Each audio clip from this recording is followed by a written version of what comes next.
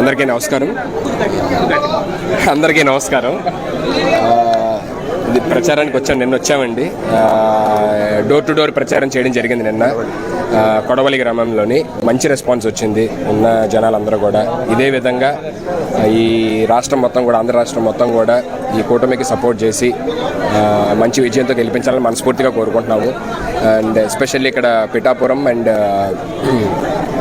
పవన్ కళ్యాణ్ గారి నియోజకవర్గము, తర్వాత మన ఉదయ్ గారిది, వాళ్ళిద్దరిది వాళ్ళిద్దరికి ప్రచారం చేయడానికి ఇద్దరం తిరుగుతున్నమాట లాస్ట్ 2 days నుంచి. ఇక్కడ మళ్ళీ రావడం కూడా జరిగింది. Thank you so much. అందరం మేము ఇక్కడ ఫస్ట్ అసలు స్టార్స్లా రాలేదండి. మేము పవన్ కళ్యాణ్ గారి అభిమానులుగా వచ్చామన్నమాట. ఇంకా మేము జబర్దస్త్ లేకపోతే ఈ సినిమాల్లో చేయక ముందు నుంచి ఫస్ట్ నుంచి మేము చిరంజీవి గారికి, పవన్ కళ్యాణ్ గారికి అభిమానులు. సో మేమేమి ఇక్కడ యాక్టర్స్లా రాలేదు, ఆయన అభిమానిగా వచ్చి ఆయన కోసం ప్రచారం చేస్తున్నాం. నిన్న కొడవలు చేసామండి, ఈ రోజు రూట్ మ్యాప్ ఇచ్చారు.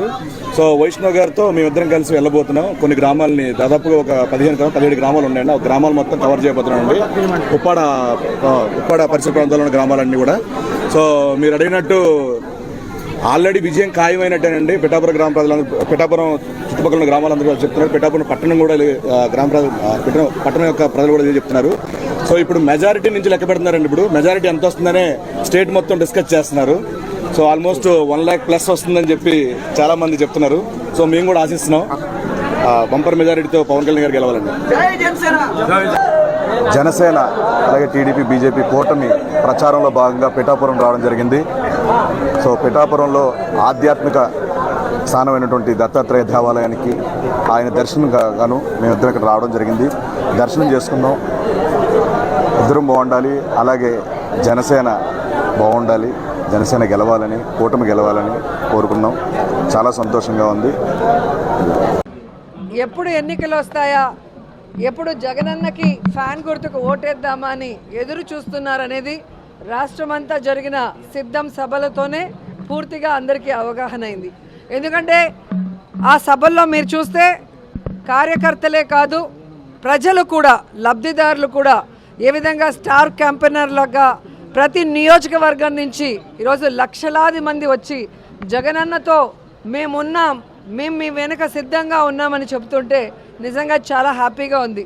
ఎందుకంటే ప్రజలకి మంచి చేయటం కోసం కష్టాలు అనుభవించి తప్పుడు కేసులు వాళ్ళు బనాయించిన చిరునవ్వుతో ముందుకు వెళ్ళి ఈరోజు ప్రజల ఆశీస్సులతో తిరుగులేని ముఖ్యమంత్రి అయిన జగన్మోహన్ రెడ్డి గారు తాను ముఖ్యమంత్రి అయిన మొదటి రోజు నుంచి ఏ విధంగా తన తండ్రి పేరు నిలబెట్టే విధంగా పరిపాలించారు పారదర్శకంగా అనేది మనం చూసాం. అందుకే ఈరోజు జగన్మోహన్ రెడ్డి గారు నేను మీ కుటుంబానికి మంచి చేశానని నమ్మితేనే నాకు ఓటేయండి అని దమ్మున్న నాయకుడిగా అడగటం జరిగింది.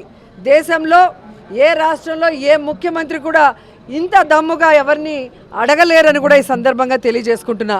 ఎందుకంటే చెప్పాడంటే చేస్తాడంతే, చేశాడు కాబట్టే ఈరోజు ధైర్యంగా అడగగలుగుతున్నారు. సో ఈరోజు ఎన్నికలు సమీపించాయి, కోడ్ వచ్చేసింది. సో జగన్మోహన్ రెడ్డి గారు 27వ తేదీ ఇడుపులపాయలో రాజశేఖర్ రెడ్డి గారికి నివాళులు అర్పించి ఆయన ఆశీస్సులతో మరి బస్సు యాత్ర స్టార్ట్ చేయబోతున్నారు. సో ప్రతి నియోజకవర్గంలో కూడా మేమంతా సిద్ధం, మా నియోజకవర్గం సిద్ధం అంటూ లీడర్సు, క్యాండిడేట్సు, ప్రజలు సిద్ధంగా ఉన్నారు. సో తిరుపతి వచ్చే లోపల మరి అందరూ కూడా సిద్ధంగా ఉండటానికి ఈరోజు మీటింగ్ పెట్టుకోవడం జరిగింది. చిత్తూరు ఆర్ పూలతలపట్లో ఒక మీటింగు, అలాగే కాళహస్త్రి ఆర్ నాయుడుపేటలో ఒక మీటింగు ఈ జిల్లాకి, పాత జిల్లాకి సంబంధించి అని చెప్పడం జరిగింది. సో మా కాన్స్టిట్యున్సీలో అందరూ అప్పుడే రెడీగా ఉన్నారు. ఎందుకంటే మొన్నే మీరు చూశారు, లక్షలాది మంది వచ్చినా కూడా ఇంకా మమ్మల్ని పిలవలేదు, మమ్మల్ని తీసుకెళ్ళలేదని. అదేంటో కానీ ఏ సినిమా యాక్టర్కి లేని క్రేజు జగనన్నకుంది. అది రియల్ హీరో. సో ఆయన చేసిన మంచి పనులు, ఆయన చేసిన సంక్షేమం, ఆయన చేసిన డెవలప్మెంటే ఈరోజు జగనన్న వెనక మేము సిద్ధమంటూ అందరూ ముందుకొచ్చారు. సో మళ్ళీ ప్రజలకు ఏం చేయబోతున్నానో మేనిఫెస్టో రిలీజ్ చేయబోతున్నారంటే ప్రతి ఒక్కరూ ఆతృతగా ఎదురు చూస్తున్నారు. ఎందుకంటే చెప్పిన ప్రతి వాగ్దానాన్ని నెరవేర్చిన జగన్మోహన్ రెడ్డి గారు మళ్ళీ రాబోయే ఎన్నికలకి కొత్తగా ఏం చెబుతారు, ఆయన చెప్పాడంటే చేస్తాడన్న నమ్మకంతో ఎదురు చూస్తున్నారు. కానీ చంద్రబాబు నాయుడు అనుకో ఏదైతే ఒక టీం ఉందో, గత ఎన్నికల్లో మీరు చూసారు 2014లో వీళ్ళు కలిసి వచ్చారు. ఏ విధంగా ప్రజల్ని మోసం చేసి అధికారంలోకి వచ్చాక ప్రజల్ని గాలికి వదిలేసి ఏ విధంగా రాష్ట్రాన్ని అప్పుల్లో ముంచేశారో ఈ రాష్ట్ర ప్రజలు ఇంకా మర్చిపోలేదు. సో ఆ ముగ్గురు మళ్ళీ కలిసి వచ్చి ఈరోజు ఏదైనా మేనిఫెస్టో రిలీజ్ చేసినా ఎవ్వరూ కూడా నమ్మే పరిస్థితిలో లేరు.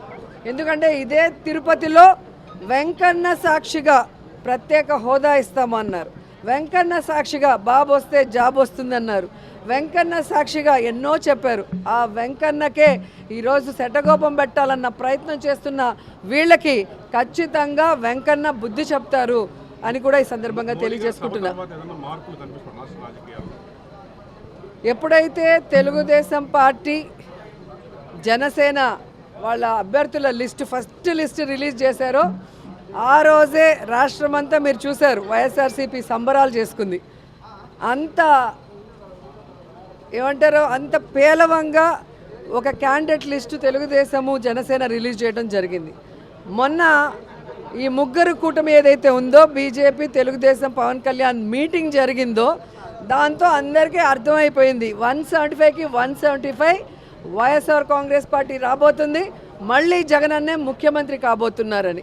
ఎందుకంటే ఈరోజు ఈ మీటింగ్కి బీజేపీ వాళ్ళు జనసేన వాళ్ళు అందరూ కూడా బాయ్కాట్ చేశారు.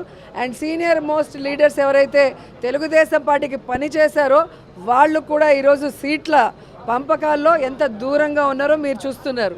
అంటే వేరే వాళ్ళు సీట్ ఏదైనా మారిస్తే దాన్ని ఎంత పెద్ద తప్పుగా చూపించిన చంద్రబాబు నాయుడు ఈరోజు ఏం సమాధానం చెప్తాడు? ఎన్నో సంవత్సరాలుగా తెలుగుదేశం పార్టీ జెండాను మోసిన వాడికి ఈరోజు సీట్ లేదు. ఎలాంటి వాళ్ళకి సీట్లు ఇచ్చారో మీరు చూస్తున్నారు.